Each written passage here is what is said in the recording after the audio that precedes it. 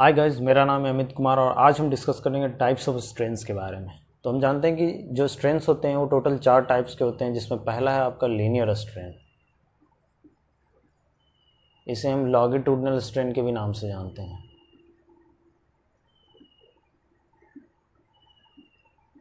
दूसरा जो है वो आपका लेटरल स्ट्रेन है। तीसरा आपका वॉल्यूमेट्रिक स्ट्रेन है।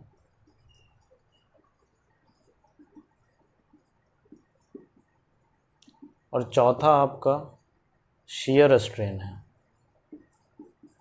इसे हम टेंजेंशियल स्ट्रेन के भी नाम से जानते हैं।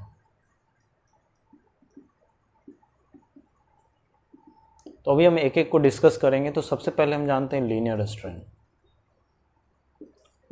लीनियर स्ट्रेन क्या है?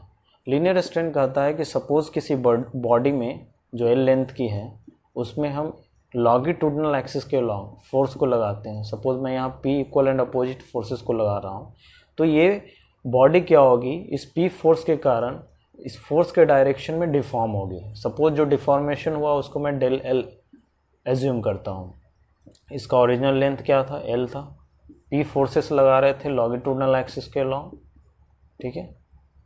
तो लीनियर स्ट्रेन कहता है कि इस बॉडी के लेंथ के अलॉन्ग जो डिफॉर्मेशन हुआ और टू दी जो ओरिजिनल लेंथ है इसका या डायमेंशन है, उन दोनों का आप रेशियो करोगे तो आपको ये लीनियर स्ट्रेन देगा। मीन्स कि लीनियर स्ट्रेन को मैंने एप्सिलॉन EL से दिखा देता हूँ। कहता है कि जो बॉडी के लेंथ के अलॉन्ग जो डिफॉर्मेशन हुआ और टू दी जो उसका ओरिजिनल लेंथ था, इन दोनों को आप रेशियो करोगे तो ये आपको लीनियर स्ट्रेन देगा। हम डिस्कस करते हैं लिटरल स्ट्रेन के बारे में। लिटरल स्ट्रेन क्या है? लेटरल स्ट्रेन कहता है कि जब भी किसी बॉडी को हम लॉन्गिट्यूडिनल एक्सिस के अलॉन्ग जब हम फोर्स को अप्लाई करते हैं, किसी बॉडी में लॉन्गिट्यूडिनल एक्सिस के अलॉन्ग जब फोर्स को अप्लाई करते हैं तो बॉडी लेंथ के डायरेक्शन में डिफॉर्म होती है। तो जब बॉडी लेंथ के डायरेक्शन में डिफॉर्म होती है तो बॉडी का जो लेटरल डायमेंशन है उसमें भी डिफॉर्मेशन होता है। तो सपोज ये आपका कोई बॉडी है, ठीक है,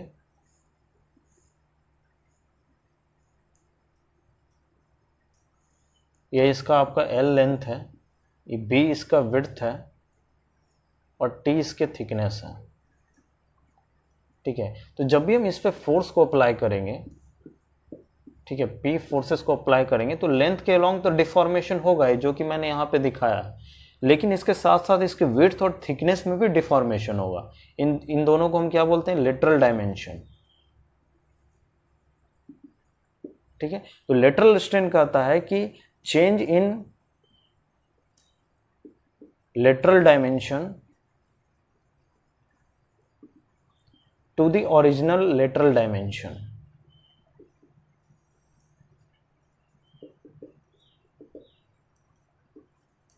इन दोनों का आप रेशियो करोगे तो आपको लेटरल स्ट्रेन दे देगा। ओके, अभी हम नेक्स्ट डिस्कस करेंगे वॉल्यूमेट्रिक स्ट्रेन के बारे में, ठीक है। वॉल्यूमेट्रिक स्ट्रेन क्या है? तो सपोज कोई V वॉल्यूम का मैंने स्फेयर लिया, ठीक है, इस पे मैंने फोर्सेस को अप्लाई करना शुरू कर दिया।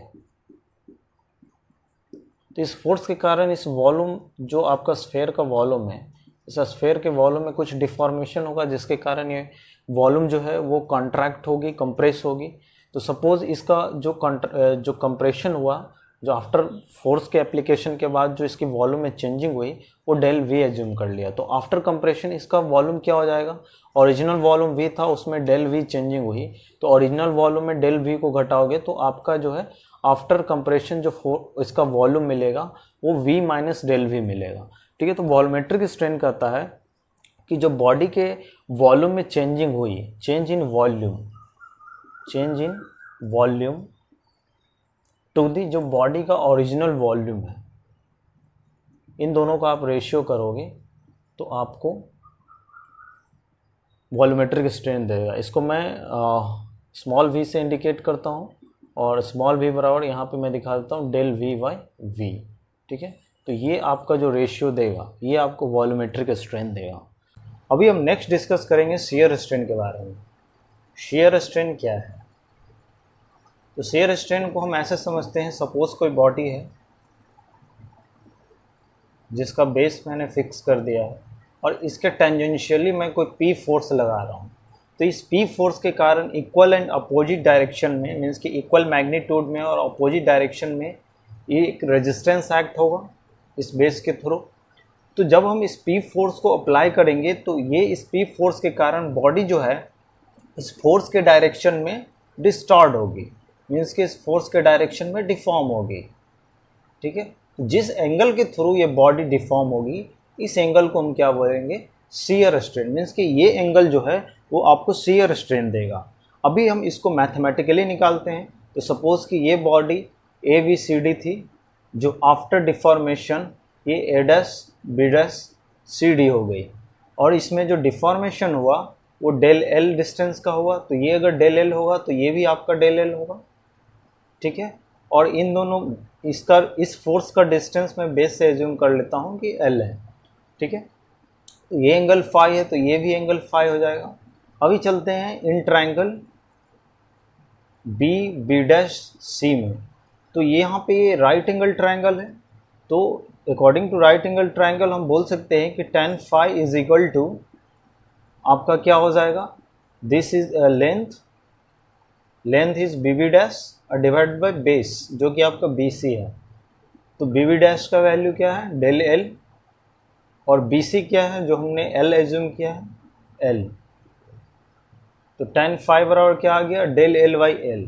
अभी जो ये फाई एंगल है ये यहाँ पे आपको इस फिगर में लग रहा है कि ज़्यादा है, बट ये इतना स्मॉल चेंज होता है, ये जो डेविएशन होता है, वो जो डिस्टॉर्शन होता है वो इतना स्मॉल होता है कि tan phi is equal to हम फाई वहाँ पे लिखते हैं। मीन्स कि जैसे सपोज अगर आप tan 0 is equal tan theta में अगर आप थीटा को 0 डिग्री लो तो आपको tan 0 क्या देगा, 0 देगा। मीन्स कि ये थीटा एंगल जितना आपका स्मॉल होगा वो उस एंगल के नियरेस्ट उतना ही आपकी वैल्यू आएगी। इसलिए यहाँ पे ये फाई एंगल इतना स्मॉल चेंजिंग होता है, ये जो डिफॉर्मेशन होता है वो इतना स्मॉल होता है कि tan phi के इक्वल हम फाई एज्यूम करते हैं। तो ये आपका फाई इज इक्वल टू क्या मिल जाएगा, डेल L बाई L।